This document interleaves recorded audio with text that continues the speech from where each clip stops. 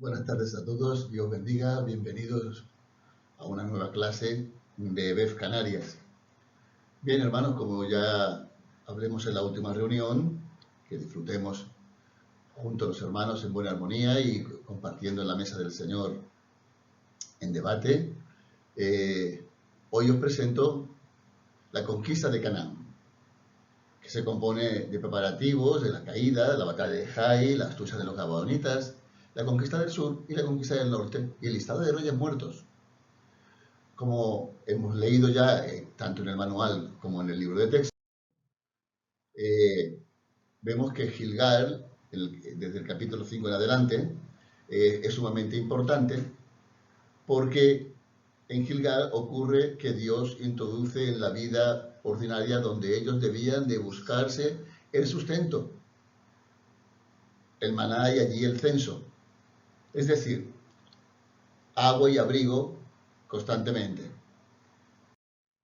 Vemos el significado de Gilgal. ¿Qué significa la palabra Gilgal? El significado es que la Pascua conmemoraba la liberación de Egipto y proporcionaba una oportunidad de tener comunión con Dios. Así como estos dos ritos prepararon a los israelitas para la Guerra Santa, el creyente se prepara para la lucha espiritual, despojándose de las obras de la carne y teniendo comunión con Dios. El maná, otro componente, terminó no siendo necesario sostener a Israel milagrosamente. Estaba en una tierra donde abundaba alimento natural, ya no precisaban de todo esto. Por lo tanto, la figura del guerrero, vamos a departir algo importante. ¿Quién era este guerrero? Se cree que era el ángel de Jehová. Esta es una teofanía, o más bien, o hablar más correctamente, una cristofanía. Este capitán es el ángel del pacto que aparece en forma humana para tomar el mando de los ejércitos de Israel, porque fue Jehová quien dirigió este ataque, por decirlo así. Asimismo declaró Alexander MacLaren, un ministro bautista escocés del siglo XIX, es una manifestación preliminar de la palabra eterna de Dios, quien en su plenitud de los tiempos hizo creer y habitó entre los hombres. Es decir, que Jesucristo es quien verdaderamente es el ángel de Jehová. Por lo tanto, podemos certificarlo con Juan capítulo 1 y verso 18, 14, 9, etcétera, etcétera. Josué estaba cerca de Jericó, seguramente viendo la gran ciudad desde fuera, y se le apareció este varón. Josué se postró delante de él y le adoró. Esto nos hace, de alguna manera, ver que al postrarse, esta teofanía pueda acreditar que es la segunda persona de la Trinidad, ya que si no fuera así, no se postraría ni adoraría ni habría aceptado la adoración.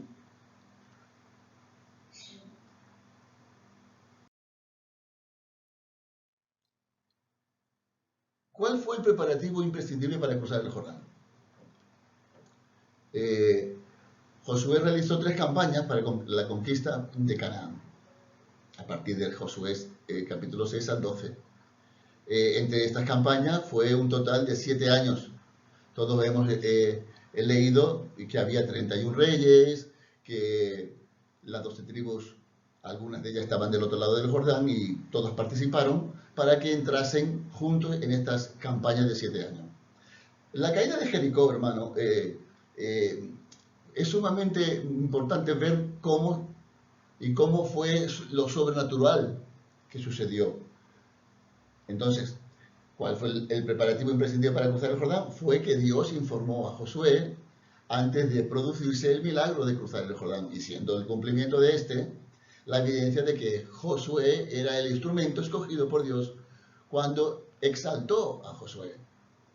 Por eso, esta caída se compone de 3 apartados sobrenaturales. Que, 1, Israel era el pueblo que se desanimaba constantemente, necesitaba de una manera victoriosa, rápida, y además, y no hubiera sido tan rápida si no hubiera sido tan rápida, le hubiera dado tiempo a las demás ciudades de Canaán a reorganizarse y unirse contra Israel. Otra, para enseñar a Israel que era un pueblo, que era un regalo de Dios, que no había sido producido por ninguna arma. Otra, para impartir fe en el pueblo frente a las otras batallas. La fe y la obediencia les daría victoria sobre las demás ciudades. El cruce del Jordán, vemos que hay una parte que se puede espiritualizar y otra que no. Las lecciones prácticas en la toma de Jericó se ven en Hebreos capítulo 11, verso 30 y en 2 de Corintios 10:4. Pero el arca del pacto iba a primer lugar como señal de la presencia de Dios, iba respaldando la marcha, tuvieron la victoria porque fueron en fe y transcurso de una batalla. ¿Qué principio espiritual vemos en el hecho de que el arca se quedó en el lecho del río hasta que hubiera cruzado el último israelita? Si lo contrastamos con Romanos capítulo 11, versos 25 y 26, dice, hay un principio de salvaguardar al pueblo elegido en el cruce del Jordán. Trance que demuestra que Jehová les dio la oportunidad de entrar en la tierra prometida. Ahora bien, Romanos 11 y 25 dice, nos muestra un resultado erróneo de su pueblo a través de sus constantes desobediencias. Pero son ramas del olivo, es decir, del olivo, el verdadero olivo, y será injertado en los tiempos postreros, en los últimos tiempos, aunque los que hemos creído iremos delante de ellos por ser el pueblo de Dios espiritual, pero Israel es el pueblo elegido, es su pueblo. No confundamos que Israel es el pueblo de Dios espiritual porque no lo es.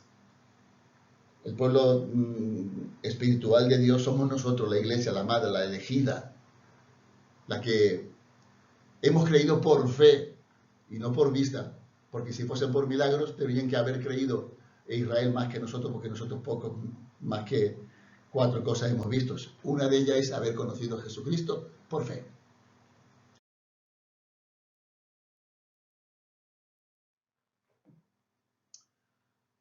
La batalla de Jai e Israel en Ebal y Jerezín. La toma de Jai nos demuestra que la ciudad había sido una ciudad sitiada y significa su nombre ruina. Esta es una de las únicas derrotas que tuvo el pueblo de Israel en todos los 7 años de campaña. La arqueología nos ha demostrado que hay una ciudad destruida desde hace 2200 años y quedó en ruina hasta el año 1000 a.C. Israel sufrió su única derrota y la cantidad de bajas fue poca, 30 y tantos, porque fueron los israelitas sobrecogidos de pánico, es decir, tuvieron miedo, tuvieron temor a estos, porque era evidente que algo había desagradado a Jehová y que ellos habían sido retirados de la constancia de Jehová, de la ayuda, de su protección. Y así se sintieron y por lo tanto toda la familia de Acán fue apedreada por este hecho cuando fueron separadas las cosas y desobedecieron tomando aquel lingote de oro, el manto babilónico, etcétera, etcétera. La aplicación práctica del relato nos enseña varias lecciones. Una de ellas es que Dios exige que sus soldados sean puros, si no perderán la batalla. La santidad es una condición indispensable para triunfar. No hay nada tan insignificante que no pueda derrotar al pueblo de Dios cuando no tiene su ayuda. Jai era un lugar muy pequeño. El pecado del individuo puede traer tristes consecuencias a todos. Ninguno de nosotros vive para sí. Romanos 14, 7. 36 hombres murieron, según las Escrituras. y toda la continuidad de esta comunidad quedó manchada y vencida por el pecado de una sola familia. La oración no anula el castigo cuando hay pecado en el acampamento. Buena lección, hay que apuntarse eso. Nada hace a la oración más ineficaz que el pecado oculto. Acab ocultó su pecado, quiso engañar tanto a Dios como a Josué. Por eso, hermano, vemos que la desaparición del pecado abre una puerta a una puerta de bendición divina, y el sitio de muerte pasa a ser sitio de vida. Pero este valle llamado Acor, que significa turbación, nos relata la destrucción de Jai. La destrucción de Jai, Jehová comunica a Josué una estrategia hábil para tomar Jai. Israel se valió de una emboscada llevada a cabo desde la noche.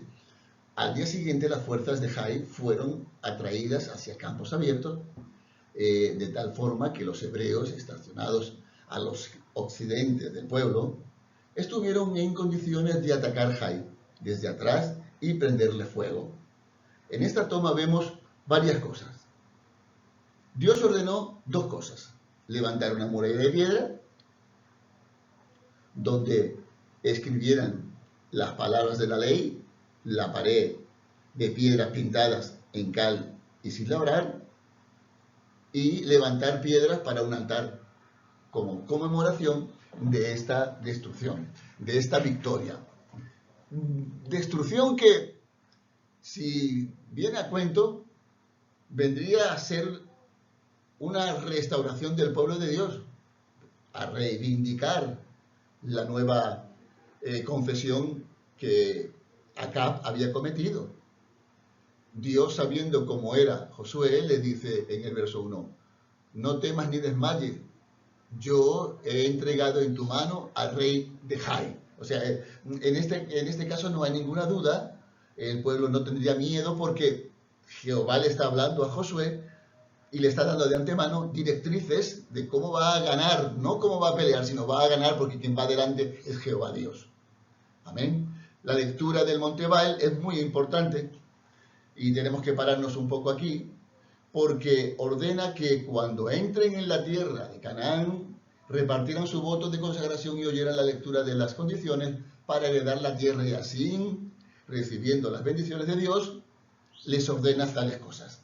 Es decir, renovar los votos y sobreleer de nuevo la ley para recordar por qué Dios hace las cosas.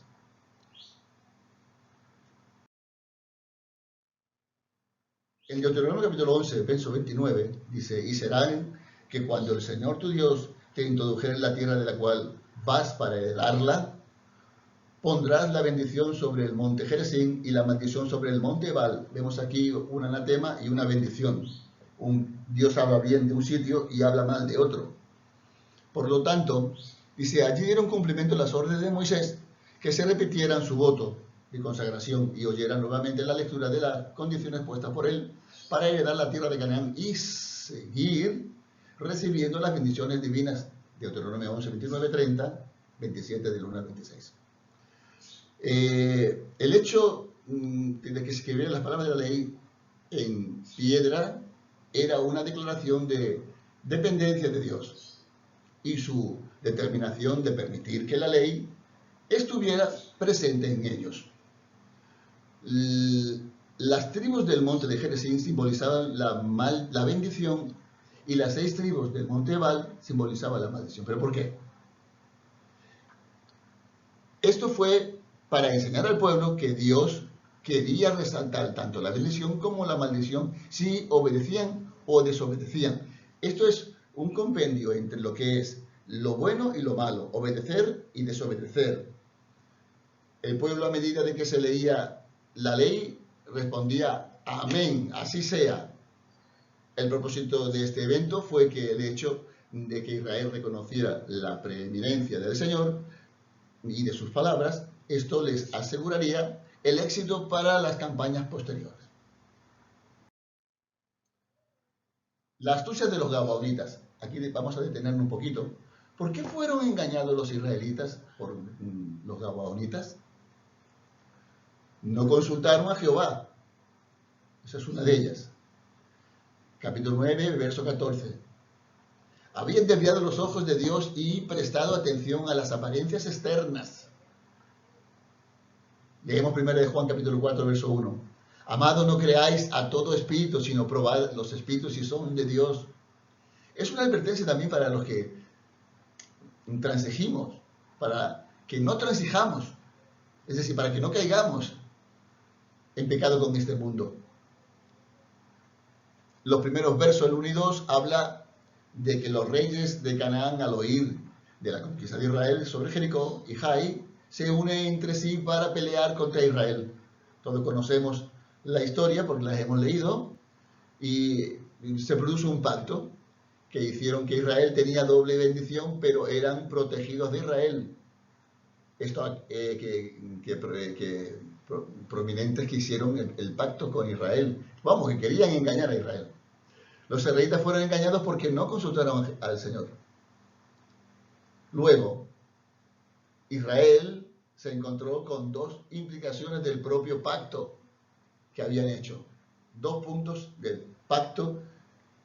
Dice, se había hecho un pacto y era ilegal por ignorancia.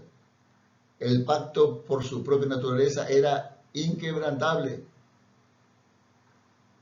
Por eso, querido hermano, el hecho de la reunión de las 4 ciudades abrió a un futuro campañas en el sur y en el norte.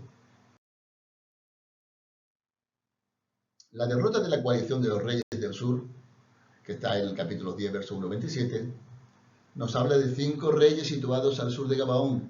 Atacaron inmediatamente a los gabaonitas, querían castigarlos por haberlos traicionado y para evitar que las 4 ciudades gabaonitas se entregaran a Josué. Querían hacer que los gabaonitas fuesen un ejemplo para otras ciudades de estados que no se pasasen a Israel, es decir, conquista, cumplimiento, posición y reposo. Estas 4 vertientes que Dios les da a Josué no querían que fuese transmitido a los demás pueblos por la sumisión a Josué, porque sometiéndose a Josué se estaban sometiendo al Dios que les representaba. El problema suscitado por el pacto no era tanto la refutación de Israel u otro asunto, sino que lo había jurado por el Señor, y si esto era quebrantado, Dios lo castigaría. Capítulo 9. Josué tuvo que ingeniárselas para que los gabaonitas no influenciaran a los hijos de Israel, sino que fueran influidos por los israelitas. No obstante el engaño gabaonita, los israelitas cumplieron por su parte de la alianza, porque habían jurado por Jehová. Capítulo 9, verso 19. Siglos después, la familia de Saúl fue castigada por mandato de Dios porque Saúl había matado a algunos de los gabaonitas. 2 de Samuel 21, del 1 al 14. Y aquí pasamos a la conquista del sur. Reyes de Jerusalén oyó la alianza de los gabaonitas y entonces lo que hizo es formar la alianza para atacar a ellos y hacerle frente a Israel. Con los reyes del sur hicieron una alianza impresionante.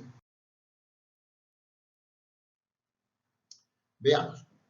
El milagro que se detuvo el sol siempre ha intrigado a los lectores de la Biblia y a mí también. ¿Mandó Josué al sol que se detuviera porque estaba cansado y tuvo una inspiración repentina? ¿Le hizo una petición arbitraria o injusta a Dios? Muchos han procurado explicar este milagro y los otros desvirtuarlos con explicaciones vanas y futiles. Es decir, que el libro es poesía y no debe ser interpretado literalmente. ¿Vale? ¿De acuerdo? Es buena hipótesis. El sol solamente pareció como detenerse.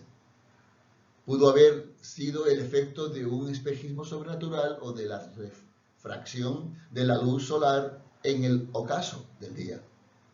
Y 3, lo que pidió Josué no fue que se detuviera el sol, sino que dejara de brillar fuertemente, es decir, que fuera más lúgubre su luz, que se oscureciera, que fuera como apagársele un poquito la llama del sol, o un eclipse solar.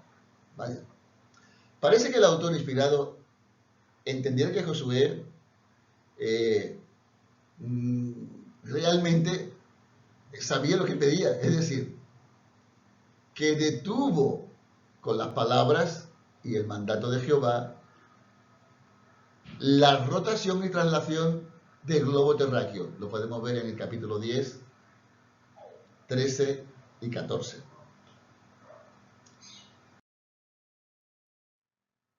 Por otro lado, Josué desajetró los caballos de los cananeos y quemó sus carros, es decir, los destruyó, los desmembró, los desguazó. El ejército de Israel solo se componía de infantería. Los carros de los cananeos infundían temor, y es verdad. Lo podemos ver en Jueces 1:19. Lo que hizo Josué fue destruir las armas más temibles del Señor. La conquista del norte y listado de los reyes muertos, Josué 1:1, nos habla del rey Jabín y el rey Azor, que era la clave del reino del norte, del mar de Galilea. Oyó de las victorias de Josué en el sur e inmediatamente reunió a otros reyes para pelear contra Israel. El número total era incontable, como la arena del mar. Así dice la Escritura. Josué recibió otra promesa de parte del Señor y consiguieron la victoria al día siguiente. Después de esto aconteció, fueron conquistados, obteniendo victoria sobre los dos reyes que hemos hablado, en Cades Barnea. Josué da ánimo en medio de la batalla para que el pueblo no desfallezca. No temáis, ni os atemoricéis, sed fuertes y valientes. Las mismas palabras que le dice Jehová Dios a él las repite al pueblo. Porque así hará Jehová el Señor a todos vuestros enemigos contra los cuales peleáis. Concluyendo el capítulo 10, dice, con la verdadera causa de las victorias de Israel, porque el Señor es el Dios de Israel y peleaba por Israel y para Israel.